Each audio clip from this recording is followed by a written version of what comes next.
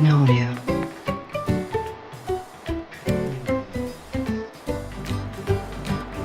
Welcome everyone. As always, before we dive in, please take a moment to review the disclosures on your screen. We'll begin shortly. Today, I want to talk about a company I've been digging into for a while now. And honestly, the more I look at it, the more interesting it gets. It's one of those under the radar names that most people haven't heard of, but it's sitting in some of the most exciting sectors in tech right now. The company is called Ensilica, that's Ensilica, ticker NC on the London AIM market, and it also trades in the US over the counter under NSIF. Now, I want to be really upfront here. This is purely a research deep dive. I'm not telling you to buy or sell anything. I'm just sharing what I found because I think it's worth knowing about. So with that said, let's get into it. All right, so first things first, what does Ensilica actually do? They're a UK-based fabless semiconductor company, headquartered in Abingdon, Oxfordshire, right in the heart of the UK's tech corridor, by the way. They were founded back in 2001, so they've been at this for over 2 decades now. They've got about 179 employees with design centers in the UK, India, Brazil, and Hungary. Now, fabless basically means they design chips, but they don't own the factories that make them. They outsource manufacturing to partners like TSMC, which, if you don't know, is the single most important semiconductor foundry on the planet. Pretty much every major chip ends up going through TSMC at some point. What makes Ensilica special is they focus on ASICs, application-specific integrated circuits. These are custom chips designed for very specific purposes. So instead of a general-purpose processor, you're getting a chip that's been tailor-made for, say, a car's suspension control system, or a satellite communications terminal, or industrial safety equipment. Their 3 main product pillars are automotive ASICs, think suspension and EV control chips, satellite communication silicon, and their ESI crypto IP library, which includes post-quantum cryptography. We'll talk more about that in a second because it's kind of a big deal. Now, a lot of companies can tell you what they do.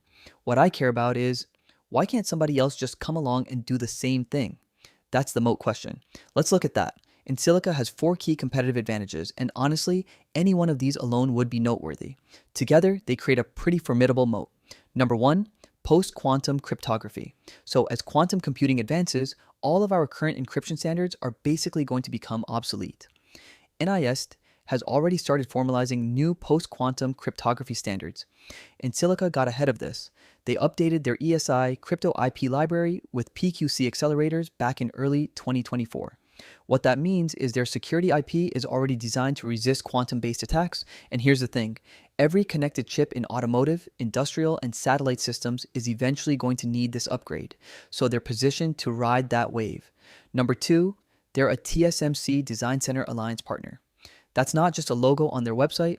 Being in TSMC's DCA program means they get preferred access to cutting-edge manufacturing process nodes, and they're co-marketed to TSMC's massive customer base. That kind of endorsement from the world's dominant foundry is not something you can just buy. You have to earn it. Number 3, their reusable IP platform model. Every chip they design adds proven, certified building blocks to their library. So the next project becomes cheaper and faster because they're not starting from scratch. It's a compounding advantage. The more chips they build, the more efficient and competitive they get. That's a beautiful business dynamic. And number 4, mixed signal ASIC expertise. Combining analog and digital functions onto a single chip is one of the hardest things to do in semiconductor design. Very few companies worldwide can do this reliably at automotive and space-grade quality levels. They're certified to ISO 26262, AEC Q100, and DO 254. These are the gold standards for automotive safety, automotive qualification, and aerospace design assurance. That certification process alone takes years and creates a massive barrier to entry.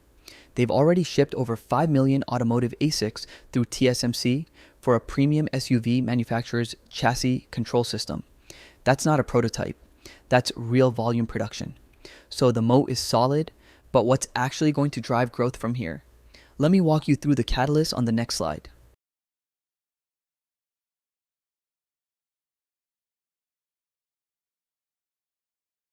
All right, growth catalyst, this is where the story really comes together. First up, satellite contracts. Just this month, actually, Ensilica announced 2 landmark chip development contracts with a major European satellite operator.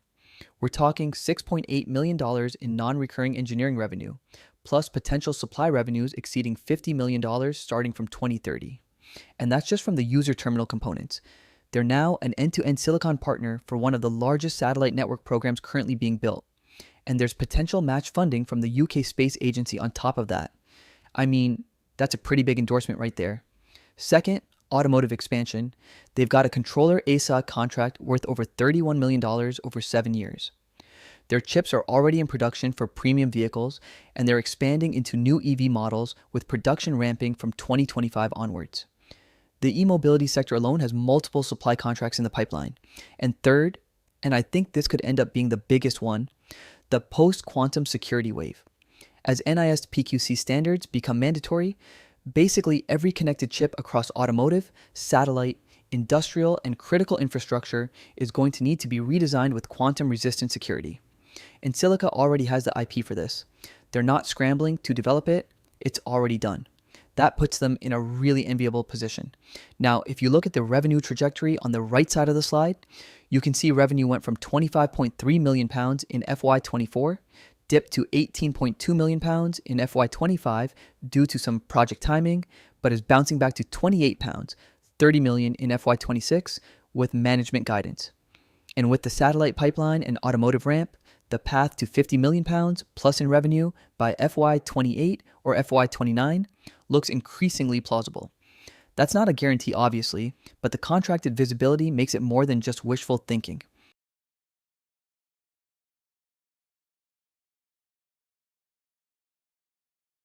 Okay, let's run through strengths and risks side by side because any serious research has to cover both. On the strength side, the deep mixed signal expertise with very few global competitors, the TSMC partnership, the PQC IP advantage, the fact that 95% of FY26 revenue is already contracted, the massive satellite pipeline, the compounding IP model, and UK government defense and space contracts that add stability. That's a pretty compelling list for a company with an £80 million market cap. But here are the risks, and you need to take these seriously. The company is still not profitable on a net income basis. EPS is negative. It's a small cap stock, which means lower liquidity and higher volatility. Your position can move a lot on small volumes. Revenue can be lumpy because it depends on when chip tapeouts happen. These are milestone driven, not smooth quarterly revenue. There's customer concentration risk. A few large contracts make up most of the revenue. Cash position is tight at around £2 million, so they may need additional financing. They're AIM listed, which has less regulatory oversight than the main London market. And there are always geopolitical risks in the semiconductor supply chain. So yeah, this is not a set it and forget it kind of situation.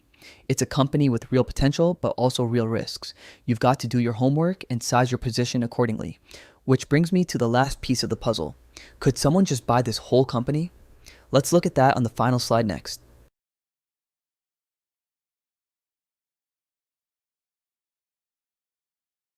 So here's an angle a lot of people overlook. Ensilica could be an acquisition target, and it's not just speculation. This company follows the exact playbook of other UK fabless chip companies that got acquired at significant premiums. Dialog Semiconductor got bought by Renesas for $5.9 billion. Cambridge Silicon Radio was acquired by Qualcomm. Wolfson Microelectronics was bought by Cirrus Logic. Nordic Semiconductor has been a target of interest as well. The UK fabless semiconductor space has historically been a hunting ground for larger players. So who could potentially be interested? Renesas Electronics would make sense. They already specialize in automotive ASICs, and an Ensilica acquisition would deepen their portfolio. Infineon Technologies, huge player in automotive and industrial, and they'd love that mixed signal capability. STMicroelectronics. European semiconductor consolidation is a real theme right now. And Marvell Technology, Ensilica's satellite comms portfolio would fit nicely with Marvell's communications infrastructure business. Now, am I saying a takeover is imminent? No, not at all. But I'm saying the ingredients are there, and at the current market cap, it wouldn't be a huge stretch for any of these companies. Here's the bottom line. Ensilica sits at the intersection of 4 secular growth trends: automotive electrification, satellite communications, post-quantum cybersecurity, and edge AI. They've got contracted revenue visibility, a deepening TSMC relationship, and a proven IP platform. Revenue could realistically reach 50 million pounds or more by FY 28-29, and the satellite pipeline alone could exceed $50 million in supply revenue from 2030. Is it risky? Absolutely. This is a small cap, still unprofitable, AIM-listed company with a recently launched OTC ticker. But the risk-reward profile here is pretty compelling for those willing to do the research. Again, this is not financial advice, this is just research, always do your own due diligence. But EnSilica is definitely a name I'll be watching very closely. Thanks for watching, don't forget to subscribe, and I'll see you on the next one.